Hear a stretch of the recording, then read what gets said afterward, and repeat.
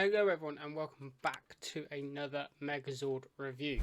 Today we're going to be looking at the Auric The Conqueror figure slash Zord, because he's not really a Zord, so he's more of a figure, kind of like the Wheel Warrior.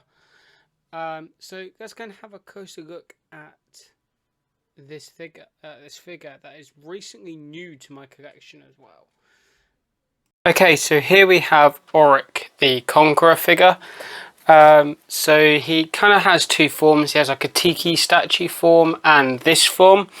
The tiki statue form is when the blue parts of his like cape slash shell are closed. I would close him up, but I don't have the key to open him back up at the moment, so I'm keeping him like this. He also comes with a sword, which I'm also missing. I got this figure for about 10 quid on Vinted. He's recently new to the collection as well, so if you've seen my like collection update videos and stuff like that, then you probably wouldn't have seen him before. So just go into a little bit about Auric.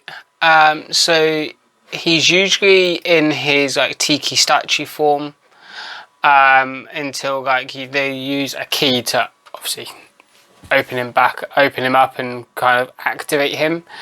He has two kind of forms. One, he's activated. He has a normal like humanoid size. He's roughly about 8 feet tall when he's in that, and then he has a giant form of him, which is about 40 stories tall.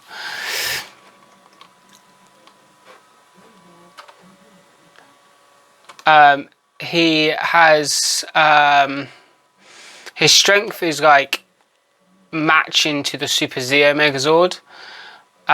His very high durability, so like he's received multiple attacks at the same time and has received very little damage. And obviously, like I said, he has self-enlargement. Like I said, he has a sword which is called the Gladiator Sword. He has an anti-gravity beam protection as well, where he fired red lightning from his sword, and it was capable of lifting Pyramidus, the Green Ranger, the Gold Ranger's Megazord, up into the air.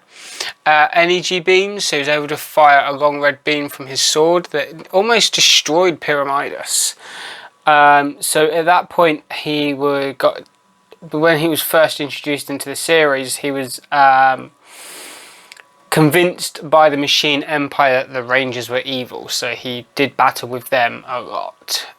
And then the Rangers were able to convince him that they were really the good guys and it was the Machine Empire that was evil.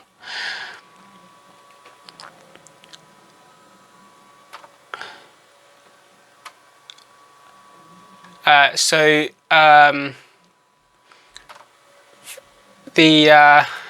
Gold Ranger Zords were Pyramidus and Warrior Wheel, but it should be Jason Lee Scott. The temporary Gold Ranger, while Travelingpowerrangersfan handed it over to him, was basically kind of the keeper of Auric.